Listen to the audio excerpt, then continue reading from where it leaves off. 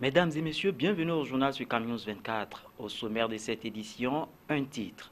Dématérialisation des procédures du commerce extérieur par l'opération de gestion du fret terrestre en ligne.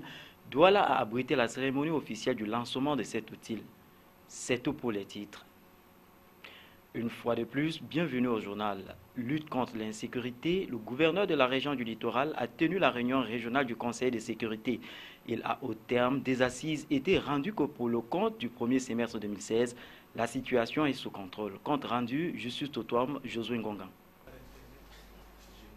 L'heure était au bilan. Pendant plus de 7 heures d'horloge, le gouverneur de la région du littoral et tous ses collaborateurs des 4 départements ont eu à faire le bilan du premier trimestre de l'année en cours.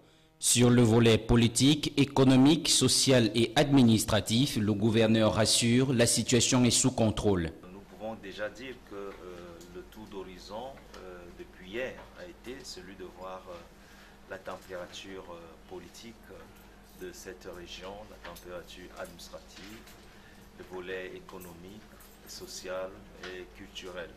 Donc, de manière globale, la région du littoral est sous bon contrôle.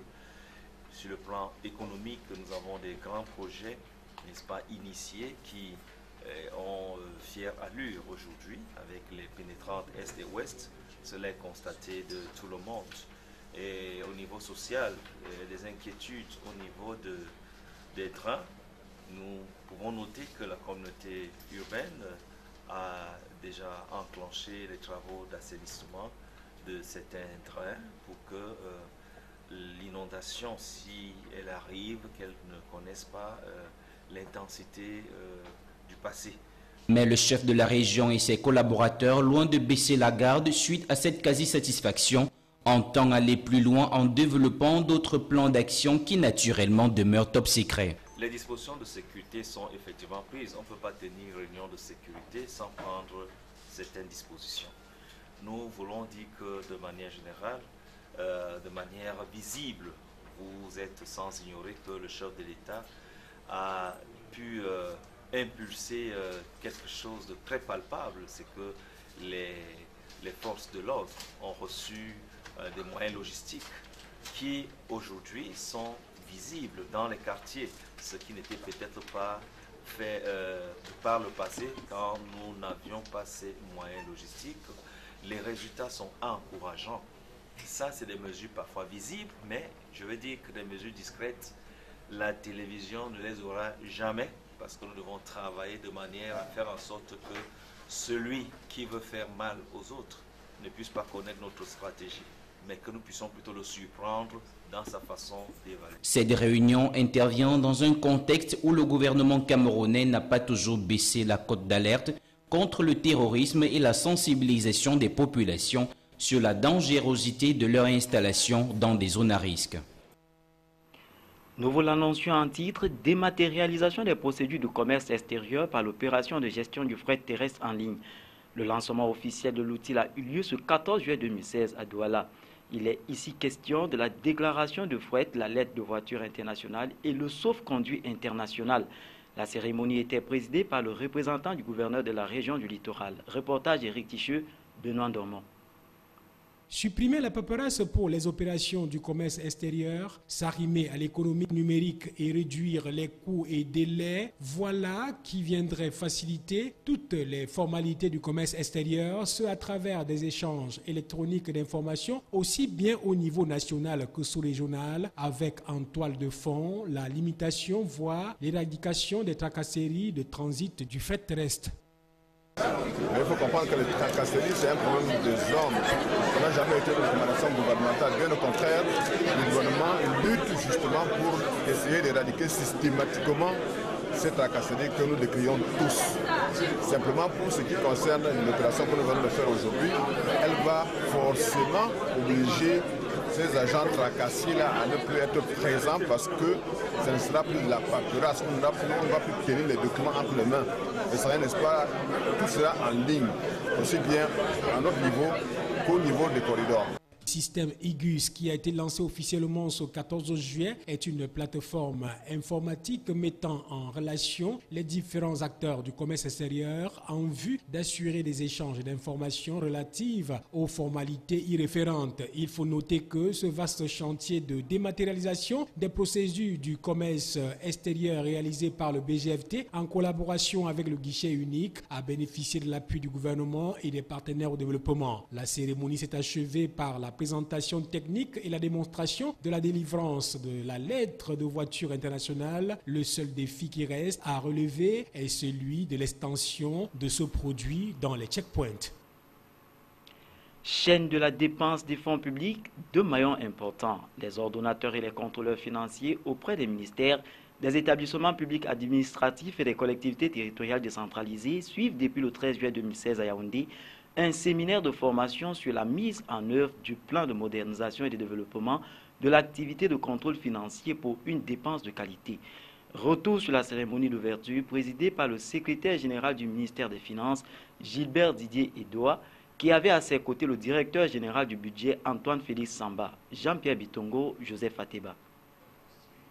La poursuite de la mise en œuvre des réformes engagées sur les finances publiques dans les volets budgétaires, financiers, comptabilité matière et la recherche systématique de la performance telle que prescrite par le régime financier de l'État exige que les personnels du ministère des Finances en général et singulièrement les contrôleurs financiers et les ordonnateurs des crédits publics aient une parfaite connaissance de leur rôle, de leurs attributions et du cadre juridique de leurs activités respectives, ce d'autant plus que ces deux maillons entretiennent souvent des rapports conflictuels qui plombent parfois la bonne exécution des budgets publics. Depuis 2007, le Cameroun est inscrit dans la dynamique de la performance.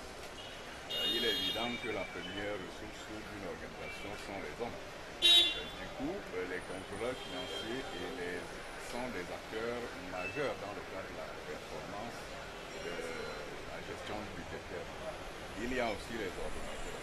Il va sembler donc important que, puisqu'il y a des mutations dans les différents départements ministériels, que de temps en temps, on puisse renforcer les capacités de ces acteurs pour que nous puissions effectivement atteindre l'impératif de performance qui aujourd'hui est un objectif et une nécessité pour que nos administrations.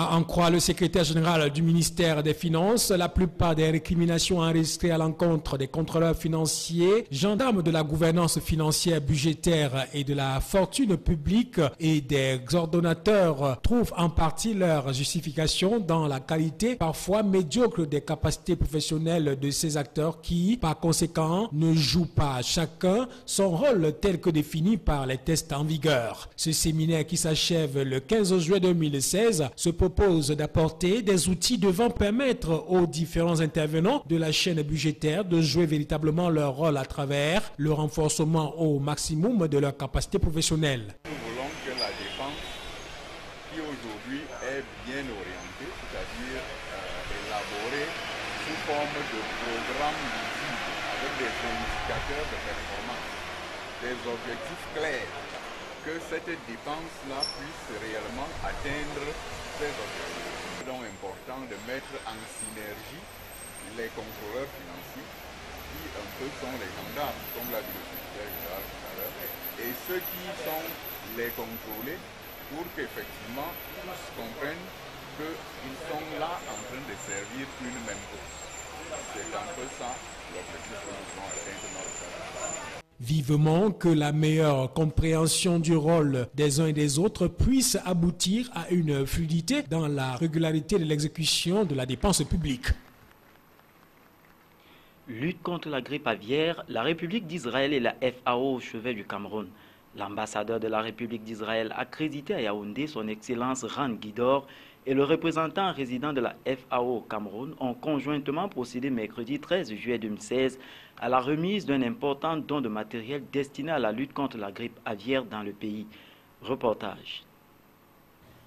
C'est l'esplanade du laboratoire national vétérinaire annexe de Yaoundé qui a servi de cadre à la remise officielle et solennelle d'un don de matériel destiné au renforcement du dispositif de lutte contre la grippe aviaire au Cameroun. Ce don conjointement remis par la République d'Israël, représentée par son ambassadeur, son Excellence Rand Guidor, et l'Organisation des Nations Unies pour l'alimentation et l'agriculture, par sa représentation du Cameroun, était constitué d'un lot de matériel de protection pour des personnes, des kits de nettoyage et de désinfection, du matériel de communication et d'un important stock de produits et matériel de laboratoire. Il est à rappeler que l'épidémie de grippe aviaire de type H5N1 avait été déclarée au Cameroun le 23 mai 2016 dans la ferme avicole de Mvok-Beti à Yaoundé. Elle avait décimé des dizaines de milliers de volailles dans ses cheptels, entraînant la propagation du virus dans d'autres villes du Cameroun. Outre le département du Mfundi considéré comme épicentre de la maladie, plusieurs foyers de grippe aviaire ont pour ainsi dire été découverts dans les départements de l'Anvila, région du Sud Cameroun,